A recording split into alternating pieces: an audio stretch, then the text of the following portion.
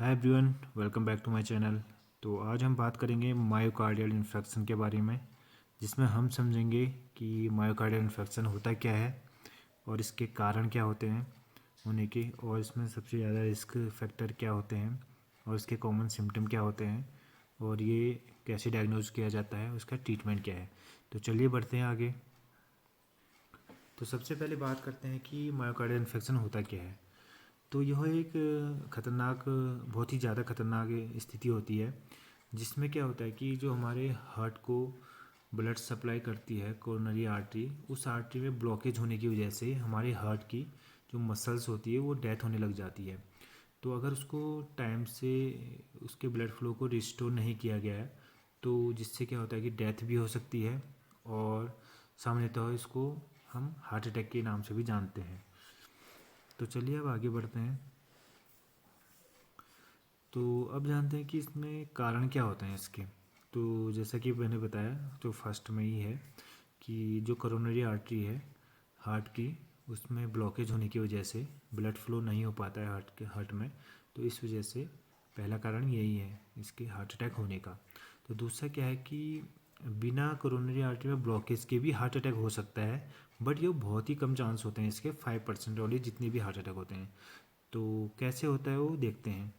और फर्स्ट में जैसे इसमें स्पाज्म ऑफ आर्टरी, आर्टरी में क्या है कि ऐठन हो जाती है, कहीं पर भी किसी भी वजह से हो सकती है वो, जिससे कि जो ब्लड वेसल्स हैं तो वो चौड़ी हो सकती है, पतली हो सकती है, जिससे ब्लॉकेज हो सकता है और हार्ट को ब्लड सप्लाई नहीं होता है इस वजह से। दूसरा है कि पहले से ही कोई बीमारी है, मेडिकल कंडीशन है उसको, तो उस वजह से ब्लड वेसल्स नैरो हो गई हो, जिस वजह से ब्लड सप्लाई नहीं हो, तो उस वजह से भी हो सकता है। तीसरा क्या है कि चोट लगने की वजह से, जैसे एक्सीडेंट वगैरह हो गया और हमारी कोरोनरी आर्टरी रैप्चर होगी, इस वजह से ब्लड फ्लो रुक गया, तो इस वजह से भी हो सकता है। फिर फोर्थ में आते हैं कि जैसे ब्लड क्लॉट हो गया बॉडी में, और वो क्लॉटिंग हमारे हार्ट में चलेगी, वहाँ कोरोनरी आर्टरी में, वहाँ पर ब्लॉकेज कर दिया उसने, तो इस वजह से भी हो सकता है। और जो ईयर बबल होते हैं, ईयर ईयर बबल, जैसे हम देखा होगा आपने कि जब हम आईवी फ्लूइड लगाते हैं या इंजेक्शन लगाते हैं, तो उसमें क्या होता है कि हमें पहले उसकी एयर निकालनी पड़ती है। अगर हम एयर नहीं निकालेंगे तो वह एयर उसमें उसके वेन के थ्रू चले जाएगी, उसके बॉडी में हार्ट तक चले जाएगी, तो हार्ट में कहीं तो एयर चलेगी, तो उस वजह से भी हार्ट अटैक हो सकता है। फिर इसमें इलेक्ट्रोलाइट इम्बैलेंस। अब ये इलेक्ट्रोलाइट्स क्या होते हैं, सबसे पहले ये जान लेते हैं कि जो हमारे बॉडी में सोडियम, पोटेशियम, कैल्शियम मिनरल्स वगैरह होते हैं, तो इनको इलेक्ट्रोलाइट कहते हैं।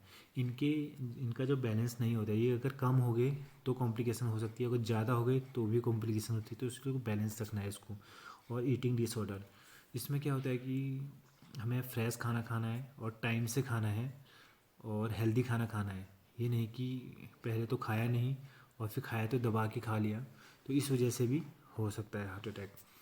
तो अब बात करते हैं कि इसके रिस्क फैक्टर क्या है ज़्यादा हार्ट अटैक के। सबसे पहले आता है एज एंड सेक्स, मतलब कि नॉर्मली मेल्स में 40 से अबव ये स्टार्ट होना, कॉम्प्लिकेशन होना स्टार्ट शुरू होता है, और फीमेल्स में जब उनके मोनोपॉज होते हैं उसके बाद से स्टार्ट होता है।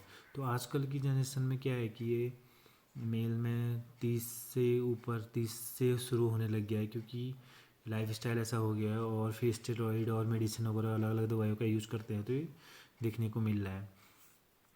फिर फैमिली हिस्ट्री, अगर पेरेंट्स को ये प्रॉब्लम है, मेडिकली ये प्रॉब्लम है हार्ट अटैक वगैरह की, तो ये जेनेटिकली बच्चों में भी हो सकता है।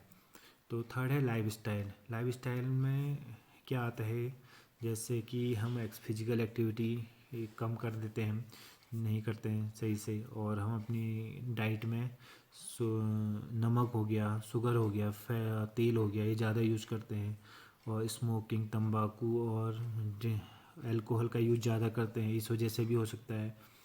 और फिर हम ड्रग्स वगैरह लेते हैं, मेडिकेशन वगैरह, तो उससे जैसे भी हो सकता है, उसके ओवरडोज जैसे। और फिर अदर कंडीशन क्या होती है इसमें, जैसे पहले से कोई बीमारी है, डायबिटीज़ है, ओबिसिटी है, हाई ब्लड प्रेशर है, हाई कोलेस्ट्रॉल है, तो इस वजह से भी हो सकता है। तो अब बात करते हैं इसके सिम्टम्स के बारे में, कैसे पता चलेगा हमें कि हार्ट अटैक है। तो फर्स्ट में क्या है कि उसको चेस्ट पेन होगा, चेस्ट पेन हो सकता है राइट साइड, लेफ्ट साइड के और सेंटर में कहीं पर भी हो सकता है। तो हमें उसको सीरियसली लेना चाहिए। ये नहीं सोचना चाहिए कि ओनली पेन एब्डोमेन हो रहा है, गैस की वजह से हो रहा है, ऐसे हो रहा है, नहीं सोचना चाहिए। तो उसमें उसका चेस्ट पेन जब हो रहा है तो वो पेन कैसा होगा कि वहाँ से उसके रेडिएट होगा पेन, जैसे उसके शोल्डर में, नेक में, बैक में और लेफ्ट हैंड में रेडिएट होगा, और उसके जॉ टाइट हो जाएगी, और ऐसे, और उसको हैवीनेस वगैरह लगेगा, यह हल्का भी हो सकता है और ज़्यादा भी हो सकता है, और उसको सांस लेने में दिक्कत होगी, और उसका जी मचलाएगा, घबराहट टाइप की होगी उसको, और स्टमक डिस्कम्फर्ट टाइप लगेगा उसका, और उसका हार्ट पाल्पिटेशन, मतलब कि जो उसकी हार्ट बीट है वो तेज़ हो जाएगी, धड़कन तेज़ हो जाएगी, वो खुद को सुनाई देगी उसको, जिससे उसे घबराहट होने लग जाएगी।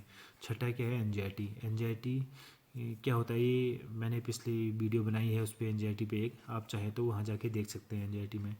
तो सातों क्या है कि पसीना होने लग जाएगा उसको, पसीना होगा और उसको अच्छा फील नहीं होगा, जिससे उसको बाहर जाने का मन करेगा। तो अब आते हैं इसका डायग्नोस कैसे किया जाता है। फर्स्ट में क्या है कि उसकी हिस्ट्री लेते हैं और उसके सिम्टम देखते हैं, उसको क्या हो रहा है, तो पेशेंट से पूछते हैं उसको क्या हुआ था, क्या हो रहा है उसको करके, और जो उसके साथ रिलेटिव या कोई आता है तो उससे पूछना है कि आपने क्या देखा, कैसे हुआ था, क्या हुआ है करके।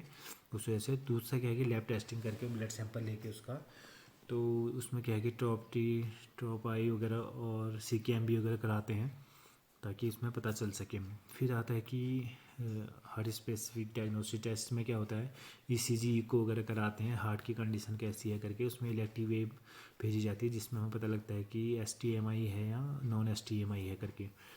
तो फोर्थ में आता है कि इमेजिन टेस्ट, उसमें MRI CT स्कैन वगैरह कराते हैं, जिस वजह से हमें क्लियर पता लगता है। अब आते हैं कि इसको ट्रीट कैसे किया जा सकता है। तो फर्स्ट में ऑब्वियसली उसको सांस लेने में दिक्कत होगी तो ऑक्सीजन सप्लाई देनी पड़ेगी उसको, तो वो देते हैं। और फिर उसमें एंटी कोगुलेंट, एंटी क्लॉटिंग और थम्बोलाइटिक और पेन रिलीफ मेडिसन उसको देना है उस समय, वो सब डॉक्टर के कंसल्ट के अनुसार देना है, अपने मन से कोई दवाई नहीं देनी है। तो उसके बाद फिर क्या आता है कि उसमें क्या कर सकते हैं, कोरोनरी आर्टरी बाईपास ग्राफ्टिंग होती है, यह एक सर्जिकल प्रोसीजर है जिसमें कोरोनरी आर्टरी को बाईपास करके ब्लड सप्लाई दी जाती है।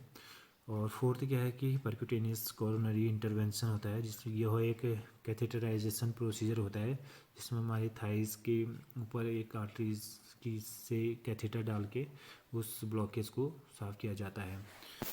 और अब आगे बढ़ते हैं कि इसके रिस्क को कैसे कम किया जा सकता है।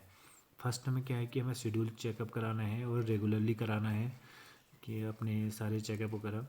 फिर ये तंबाकू और सिगरेट, स्मोकिंग और ये अल्कोहल हो गया यूज बंद करना है बिल्कुल, और एक्सरसाइज रेगुलरली करनी है, और हेल्दी डाइट लेनी है, और वेट को अपना मेंटेन करके रखना है, और जो कोलेस्ट्रॉल लेवल है, हाई ब्लड प्रेशर या फिर और डायबिटीज़ वगैरह है, तो इसको मेंटेन करके रखना है, इसको बढ़ने नहीं देना है, और जो भी मेडिसिन चल रही है उसको टाइम पे लेना है और प्रॉपर लेना है, और जो अपॉइंटमेंट है उसको समय पे दिखाना है डॉक्टर को, यानी कि आज जाएंगे कल जाएंगे ऐसा नहीं करना है, जो टाइम पे है सही से दिखाना है।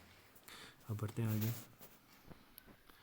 तो आज की वीडियो में इतना ही।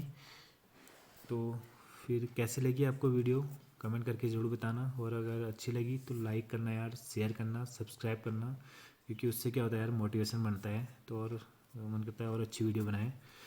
तो मिलते हैं नेक्स्ट वीडियो में। ओके।